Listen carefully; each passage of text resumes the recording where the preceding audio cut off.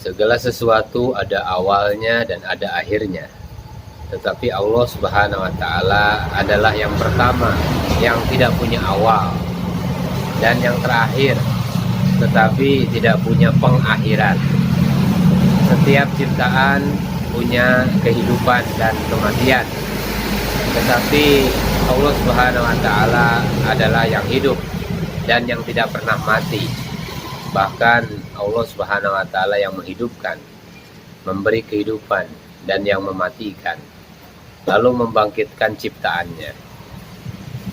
Saudara-saudara sekalian, segala sesuatu yang mempunyai awal dan akhir telah dicatat dan tidak dapat menghindari atau lari dari rezeki, sebagaimana mereka tidak dapat lari dari kematian. Perkara ini telah Allah Subhanahu wa Ta'ala tetapkan di dalam Lauh Mahfuz 50.000 tahun sebelum Allah Subhanahu wa Ta'ala ciptakan segala sesuatu. Mati akan datang kepada kita walaupun kita dilindungi oleh benteng yang paling kuat, dan rezeki akan datang kepada kita walaupun kita bersembunyi di tempat yang tidak diketahui oleh manusia. Rezeki dan mati itu perkara yang tidak mungkin bisa dipisahkan. Tidak mungkin seseorang mati sebelum rezekinya habis. Mati ini akan datang setelah rezeki kita habis. Tidak ada satu makhluk pun yang mati kekurangan rezeki. Mati dan rezeki ini telah ditentukan. Mati ini ketentuan Allah Subhanahu wa Ta'ala, dan rezeki pun ketentuan Allah Subhanahu wa Ta'ala. Namun Allah Subhanahu wa Ta'ala berikan kepada kita asbab-asbab kematian dan rezeki untuk menguji keyakinan kita. Allah Subhanahu wa Ta'ala Maha mengetahui segala kejadian, dan segala kejadian ini adalah hasil kerjanya Allah Subhanahu wa Ta'ala. Seluruh alam ini bergerak atas kudrat dan irodatnya Allah Subhanahu wa Ta'ala, kekuasaan dan kehendak Allah Subhanahu wa Ta'ala. Tidak ada sesuatu yang dapat terjadi di luar izin Allah Subhanahu wa Ta'ala. Semuanya harus ada izin Allah Subhanahu wa Ta'ala. Semua yang bergerak atas dasar ketaatan akan membawa ridho Allah Subhanahu wa Ta'ala, dan semua yang bergerak atas kemaksiatan kepada Allah akan membawa murkanya Allah Subhanahu wa Ta'ala. Semua yang terjadi di masa lalu dan di masa yang akan datang adalah perkara lama bagi Allah, bukan hal yang baru. Semuanya telah Allah Subhanahu wa Ta'ala ketahui.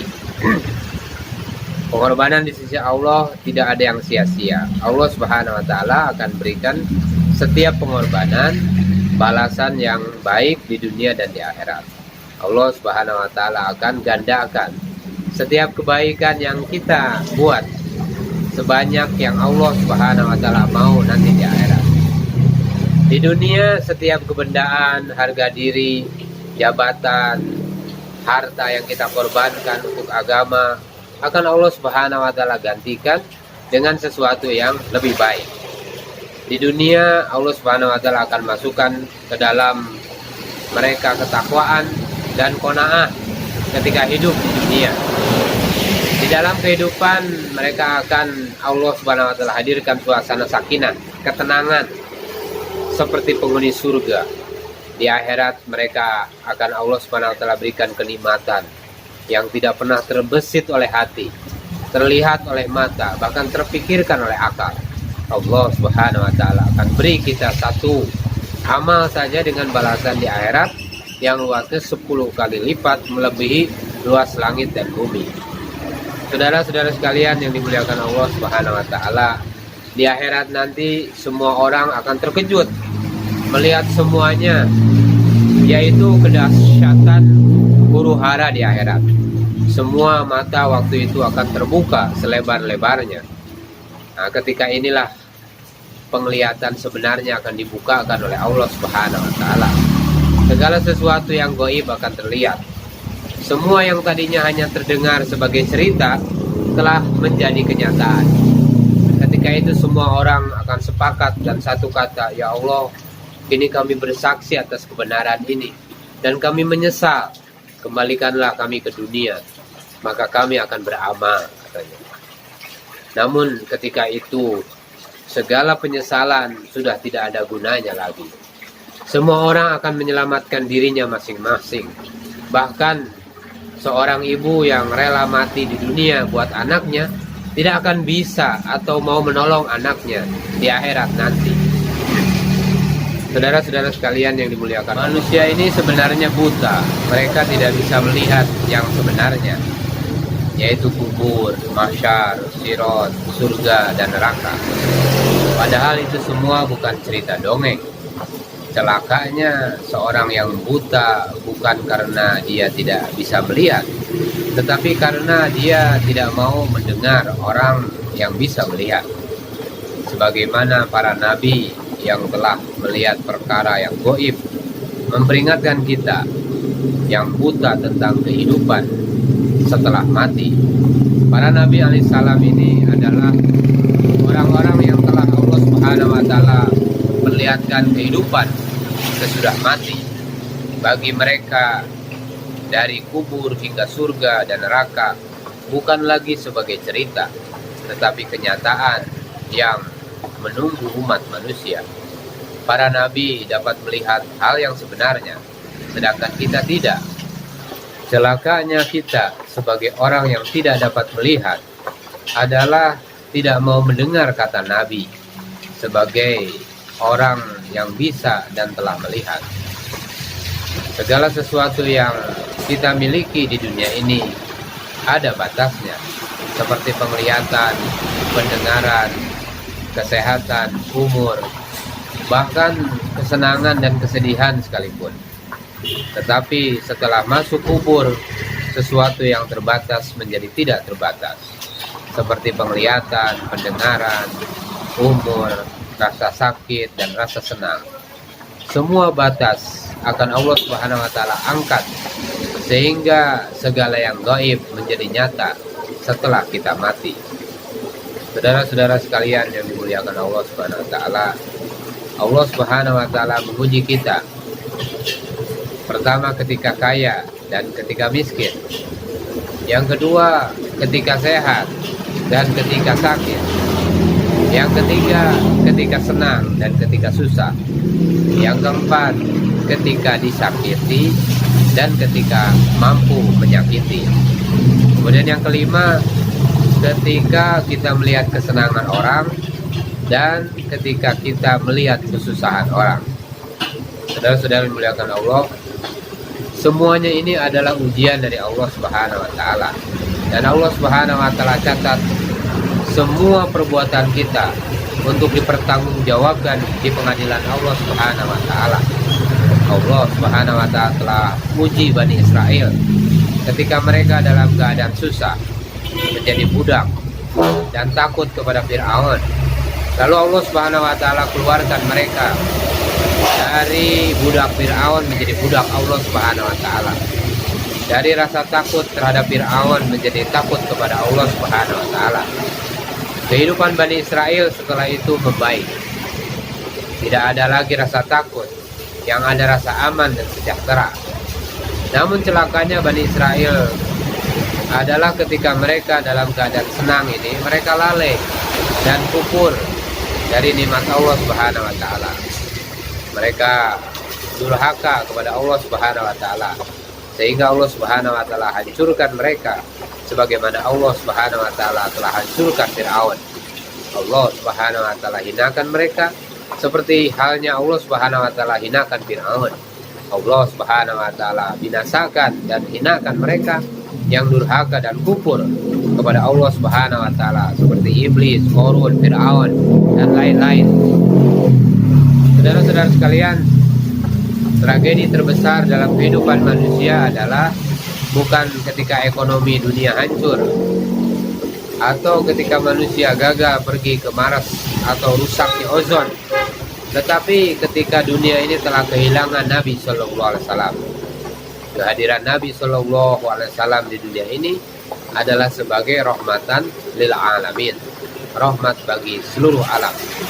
Satu-satunya nama yang bersanding dengan nama Allah Subhanahu wa taala di arasnya.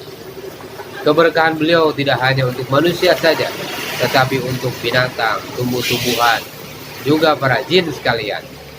Awan selalu menaunginya dari panas matahari, batu-batuan memberi salam kepadanya, pohon-pohon membungkuk kepadanya, binatang mengadu kepadanya.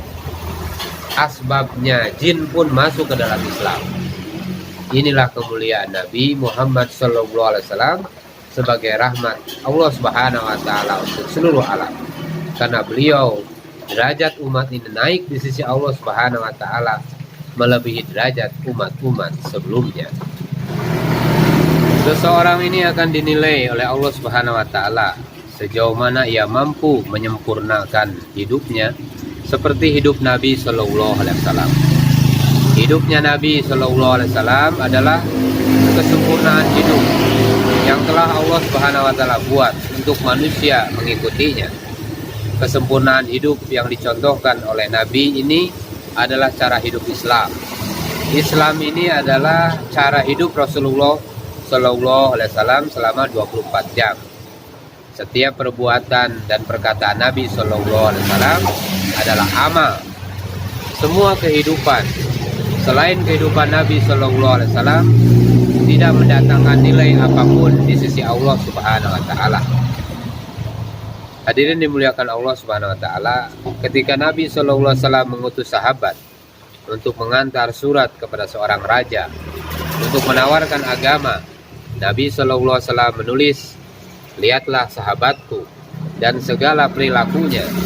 Jika engkau ingin mempelajari Islam, pendidikan keimanan yang Nabi Shallallahu alaihi wasallam ajarkan kepada para sahabat, hasilnya membuat kehidupan sahabat sulit dibedakan dengan kehidupan Nabi Shallallahu alaihi wasallam. Inilah kesempurnaan iman para sahabat radhiyallahu anhum. Sehingga keberkahan hidup yang Allah Subhanahu wa taala berikan kepada Nabi Shallallahu alaihi wasallam juga Allah Subhanahu wa taala berikan kepada sahabat radhiyallahu anhum. Sahabat mengetahui tingginya nilai iman dan amal, sehingga segala sesuatu yang Nabi Shallallahu alaihi wasallam lakukan pasti mereka lakukan. Apapun yang dilakukan oleh Nabi Shallallahu alaihi wasallam menjadi agama dan mendatangkan nilai di sisi Allah Subhanahu wa taala. Nabi Shallallahu alaihi wasallam bersabda dalam mafhum hadis, "Berimanlah kamu seperti sahabat-sahabatku beriman."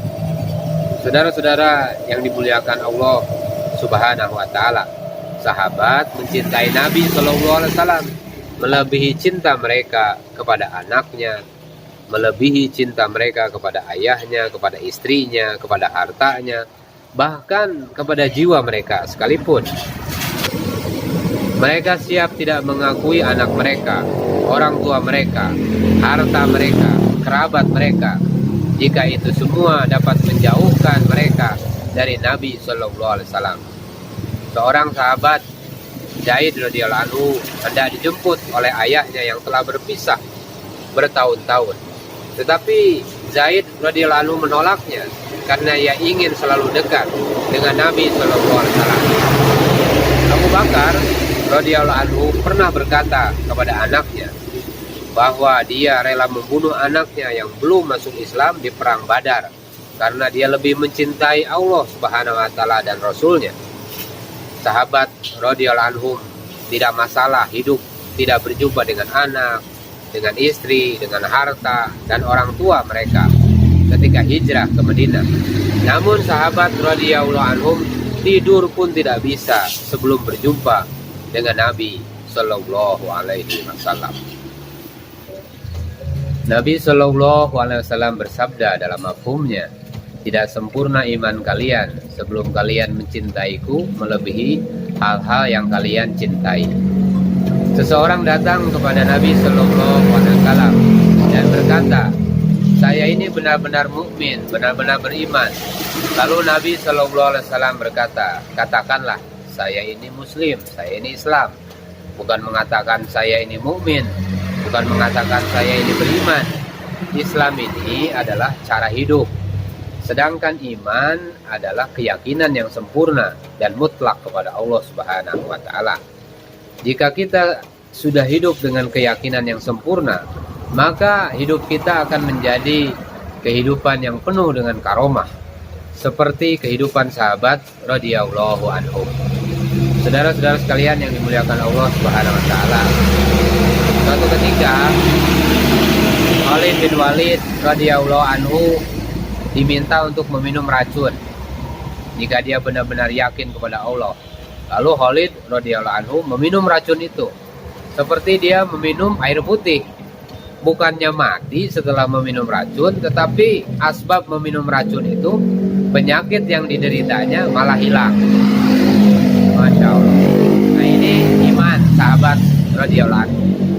Nah, kemudian Sa'ad radhiyallahu anhu melintasi sungai dengan tentaranya tanpa air menyentuh telapak kaki kuda. Nah, ini imannya sahabat radhiyallahu anhu. Keyakinan yang sempurna kepada Allah Subhanahu wa taala. Kemudian ada sahabat hanya dengan sholat 2 rakaat dapat menyelesaikan orang yang mati menjadi hidup kembali. Nah, ini semua dapat terjadi karena keimanan sahabat yang sempurna kepada Allah Subhanahu wa taala. Ketika seseorang menginjak semut, apakah dia akan takut lalu menjerit? Tentu tidak, karena semut itu kecil di matanya. Inilah yang dilihat sahabat ketika menghadapi masalah seperti gempa, masalah seperti lahar. Ada lahar gunung kan, tentara musuh, melihat singa, melihat racun dan lain-lain. Mereka melihat masalah ini seperti mereka melihat semut kecil tadi. Semua masalah ini adalah makhluk Allah Subhanahu wa taala. Makhluk tidak perlu ditakuti. Makhluk tidak dapat menyakiti tanpa seizin Allah Subhanahu wa taala. Saudara-saudara dimuliakan Allah Subhanahu wa taala, kelemahan dalam kehidupan manusia terjadi karena manusia tidak percaya dan tidak yakin kepada Allah Subhanahu wa taala. Ini hanya menimbulkan kerugian dalam kehidupan mereka sendiri dan kehidupan setelah mati. Segala sesuatu dalam kehidupan manusia menjadi tidak beres, bahkan mendatangkan mudarat kepada yang lain. Asbab manusia ini tidak yakin kepada Allah Subhanahu wa taala. Jika semua manusia taat dan yakin kepada Allah Subhanahu wa taala, maka tidak akan terjadi kerusakan, tidak akan terjadi kesedihan di dunia ini. Kerusakan dan penderitaan yang dihadapi oleh manusia terjadi hanya karena mereka tidak mau taat kepada Allah Subhanahu wa taala. Mereka tidak mau taat dengan apa yang Allah Subhanahu wa taala bilang. Saudara-saudara yang dimuliakan Allah Subhanahu wa taala, agama akan datang dalam kehidupan kita jika kita ada pikir dan risau terhadap agama. Sebagaimana agama datang kepada Nabi Ibrahim alaihissalam. Setelah beliau ada pikir atas agama, pikir atas penciptaan langit dan bumi, pikir juga terhadap penciptanya. Nah, agama ini turun di Mekah.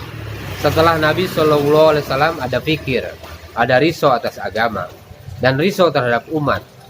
Nah, jika kita mempunyai pikir dan risau seperti Nabi SAW, maka kehidupan kita akan terbentuk seperti kehidupan Nabi SAW.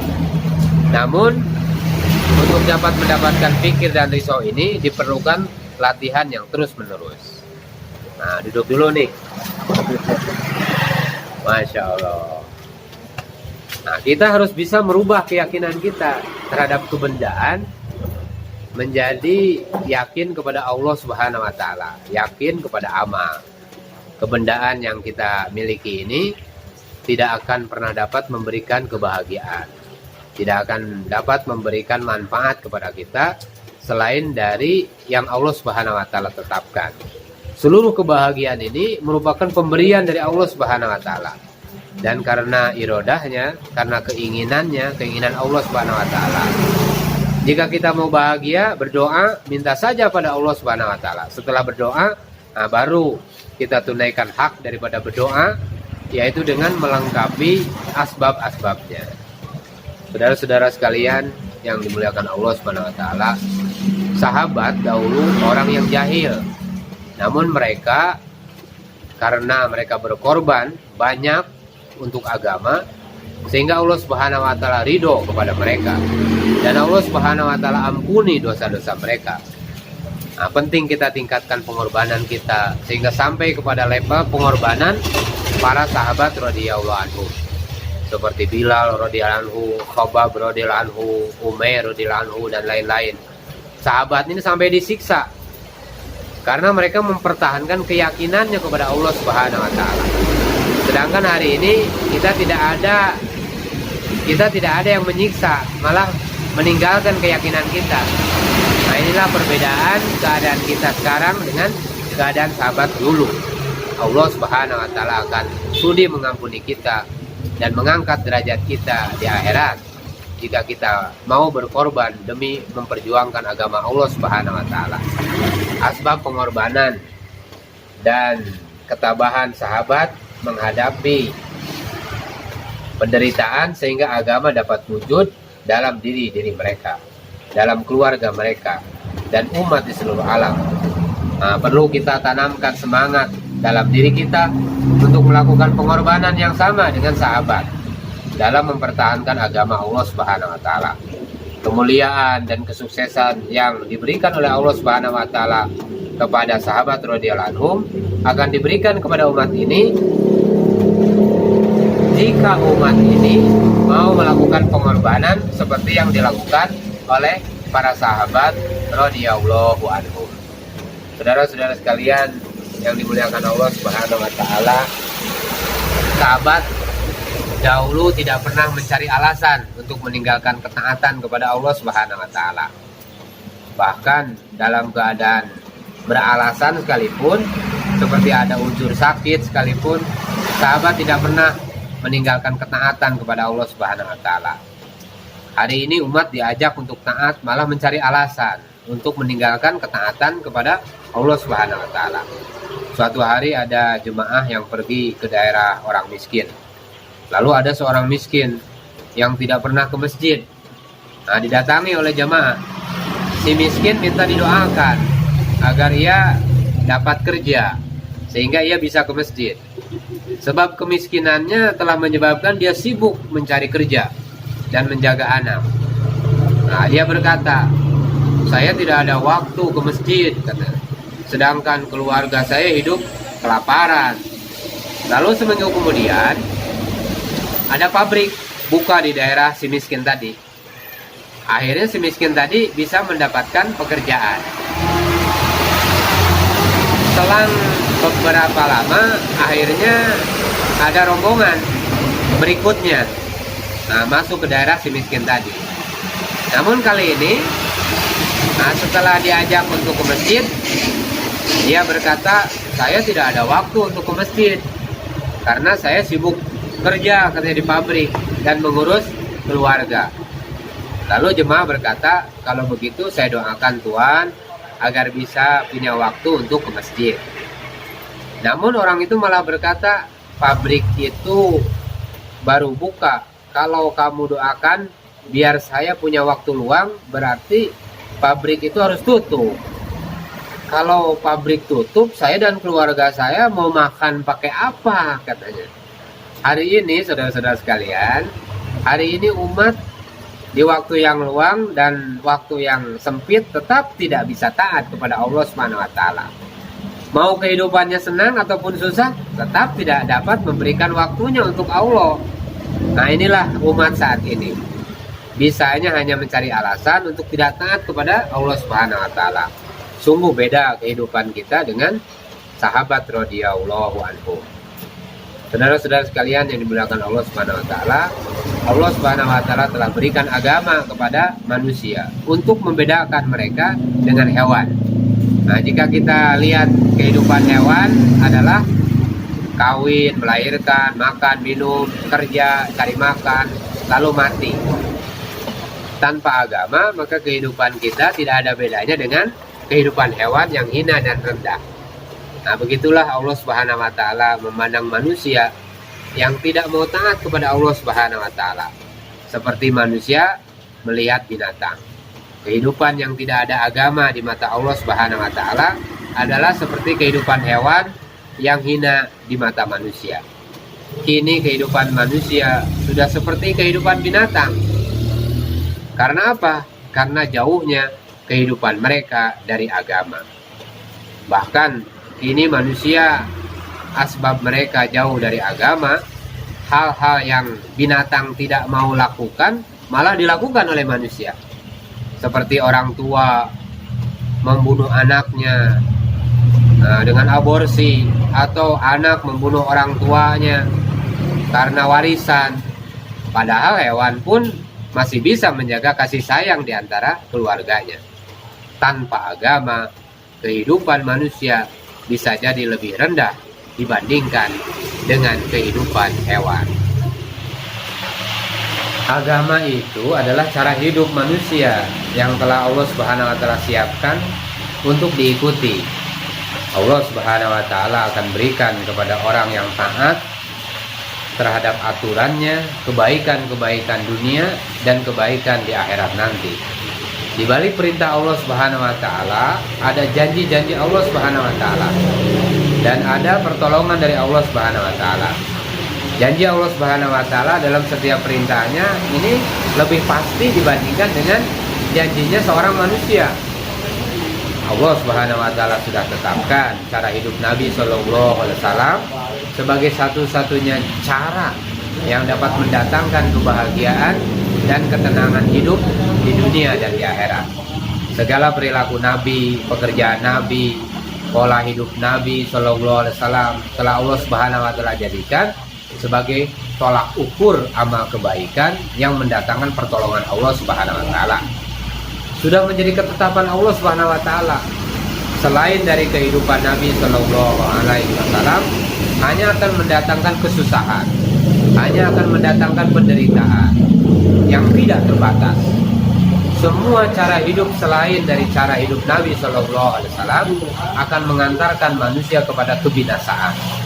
Satu-satunya jalan hidup yang mendatangkan nilai di sisi Allah Subhanahu wa taala hanya jalan hidup Nabi Shallallahu alaihi wasallam. Nah, inilah yang diikuti oleh para sahabat radhiyallahu anhum, dan inilah yang harus kita ikuti. Jika kita mau mengikuti kehidupan Nabi Shallallahu alaihi wasallam dan para sahabat radhiyallahu anhum, maka nanti Allah Subhanahu wa taala akan bangkitkan kita bersama mereka, bukan bersama Fir'aun, bukan bersama Qarun, bukan bersama Haman. Dalam mafhum hadis dikatakan, barang siapa yang mengikuti kehidupan suatu kaum, maka Allah Subhanahu wa taala akan bangkitkan dia bersama kaum yang diikuti tersebut. Saudara-saudara yang dimuliakan Allah Subhanahu wa taala, akhirat adalah kehidupan yang terbentuk dari amal yang kita lakukan di dunia. Apakah orang itu ketika hidup di dunia memilih hidup cara kekasih Allah atau cara musuh Allah? Jalan kehidupan Nabi Shallallahu alaihi wasallam adalah satu-satunya jalan hidup yang dapat menghantarkan kita kepada surganya Allah Subhanahu wa taala. Nah, inilah yang namanya jalan keselamatan atau Darussalam. Para nabi dan sahabat radhiyallahu anhum mengajak manusia kepada Allah Subhanahu wa taala, mengajak kepada jalan keselamatan. Sedangkan musuh-musuh nabi mengajak manusia kepada jalan kebinasaan.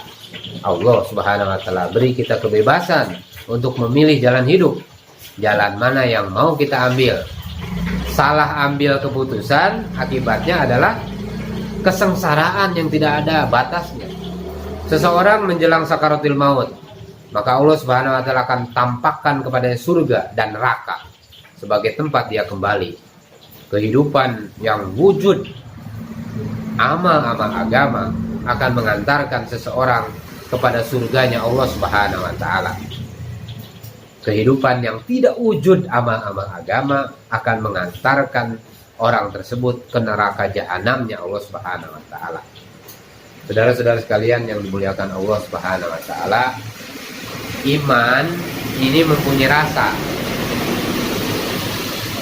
Rasa seperti rasa buah-buahan. Ada yang manis, ada yang hambar, dan juga ada yang asam. Namun iman ini hanya bisa dirasakan oleh kita sendiri, bukan oleh orang lain. Ketika seseorang suka terhadap suatu makanan, tanpa disuruh pun orang tersebut akan memakannya lagi dan lagi. Nah, begitu juga orang yang merasakan manisnya usaha iman. Iman ini akan terasa manis sejauh mana kita mengenal Allah. Nah, dimulai dari Allah Subhanahu wa taala sebagai Rabb kita, yaitu pemelihara tunggal. Nah, jika kita telah mengenal dan meyakini bahwa Allah Subhanahu wa taala adalah Rabb kita, maka kita akan menyibukkan diri kita hanya dengan ketaatan kepada Allah Subhanahu wa taala. Namun hari ini asbab manusia tidak yakin kepada Allah sebagai pemelihara mereka, yang rezekinya adalah Allah Subhanahu wa taala yang menanggung. Sehingga hari ini banyak manusia yang lari mencari pertolongan dari selain Allah. Rezeki manusia ini seluruhnya datang dari Allah. Berapa jumlahnya dan kapan habisnya, ini hanya Allah yang tahu. Rezeki ini tidak harus berupa makanan dan kebendaan, tetapi bisa juga berupa ketaatan. Nanti akan datang suatu masa di mana seseorang dikira saja Allah Subhanahu wa taala akan berikan orang itu kekenyangan. Jadi dengan dikir saja dia akan dibikin oleh Allah Subhanahu wa taala kenyang. Nah, jika iman lemah, maka ibadah-ibadah lain juga akan lemah. Dan doa pun akan lemah. Doa kita akan mempunyai kekuatan jika iman kita kuat. Iman yang kuat akan membuat kita doa menjadi efektif. Saat ini yang paling penting buat kita adalah bagaimana selama 24 jam kita pelihara dan kita tingkatkan iman kita. Insya Allah ya. Kita tingkatkan iman kita ya. Jadikan usaha atas iman ini seperti kita menghirup udara. Tidak mungkin kita stop kan menghirup udara kan. Jika kita keluar di jalan Allah Subhanahu wa taala misalnya 4 bulan setiap tahun, ini baru sepertiga dari udara yang kita perlukan. Nah, mengapa hari ini kita tidak bisa menikmati yang namanya iman?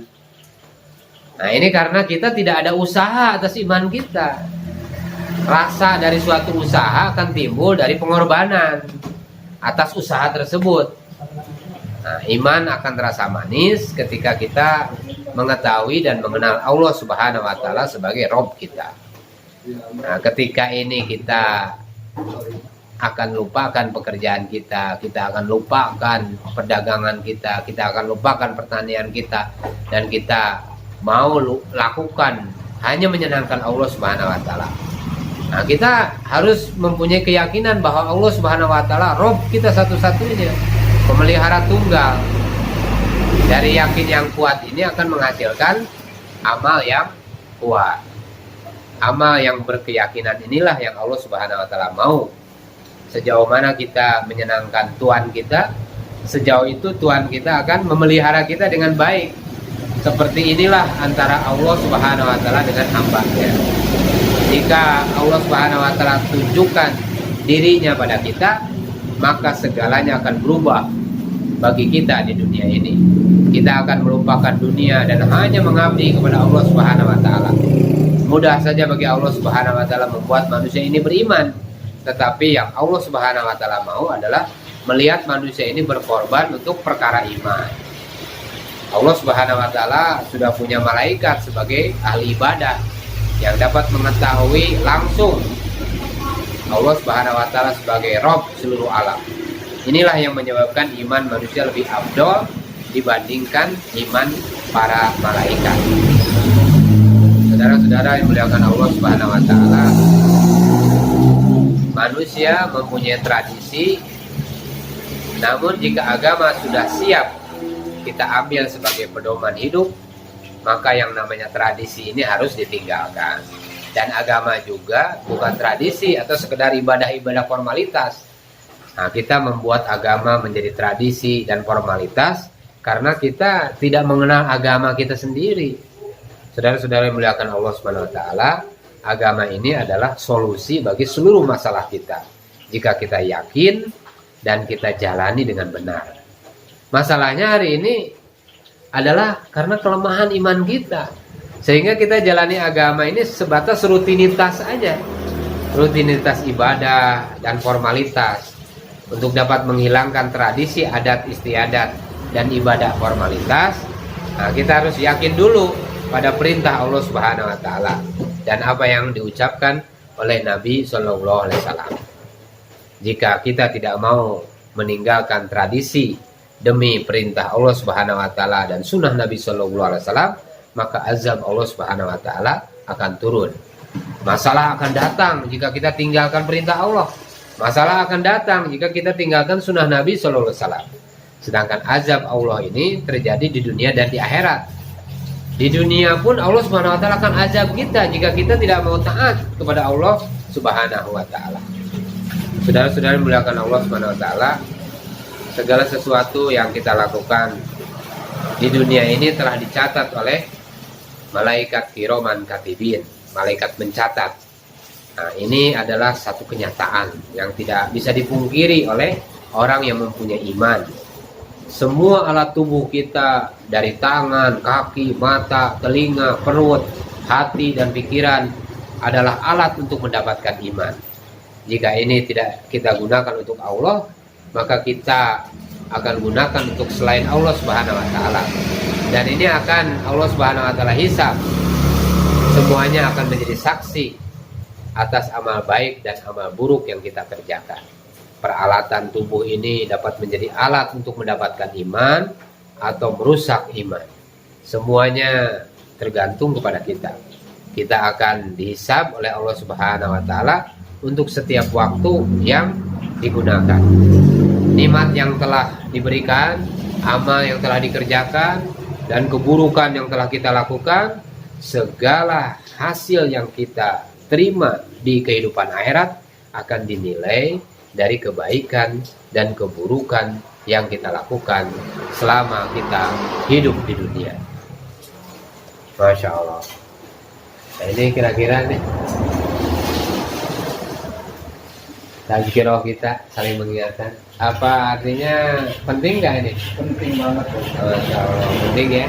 Saling mengingatkan. Iya, sambil goreng-goreng kan? Ya, sambil Loh, Masya Allah. Sambil goreng-goreng, dengar ceramah, nanti masuk YouTube juga ya. Oh, iya. Masya Allah. Langsung viral. Masya Allah. Belajar tahu langsung viral. Ini tahu apa? Tahu Sumedang. Tahu Sumedang, Cikembar ya, Cikembar. Tahu Sumedang tuh ada tulisannya. Tahu Sumedang. Raja Tahu Sumedang. Tuh. 08. Nah, 08. Ya, kan? Nah, ini juga nih. Ya. Nonton ya. Ya. Jangan lupa like, subscribe. Like. Apa nama itunya? Iya. Channelnya? Ustaz? Channelnya Dakwah Tablik. Ya. Ya, belajar menyampaikan. Iya, Ya, belajar saling mengingatkan, ngulang-ulang lagi kan. Kalau nggak diulang-ulang nanti lupa. Nah, kalau disampaikan ada kekuatan untuk beramal gitu. Itu kan kayak gitu harus sering diingatkan. Iya. Kadang-kadang kan naik turun. Lagi turunnya kita tuh kadang-kadang males. Coba kalau ada yang mengingatkan kan semangat lagi. Iya, benar. Iya. Iya. Terima kasih ya udah bisa Ya, ini. makasih Pak Ustadz juga. Ya. Doanya. Ya, ya. Mudah-mudahan saya ini bukan apa maju, mudah-mudahan berkah. Amin, amin, berkah ya Allah. Ya. Kalau maju banyak tuh. Tapi kalau berkah banyak manfaatnya. Amin, amin, amin. Masya Allah. Kalau udah bermanfaat buat keluarga, Iya, iya, iya, iya. Iya, iya. Ya, kita tutup ya dengan doa kifarat majelis. Subhanallah bihamdi, subhanakallahumma wa bihamdika asyhadu an la ilaha illa anta astaghfiruka wa atubu ilaik. Alhamdulillah. Assalamualaikum warahmatullahi wabarakatuh. Waalaikumsalam warahmatullahi wabarakatuh.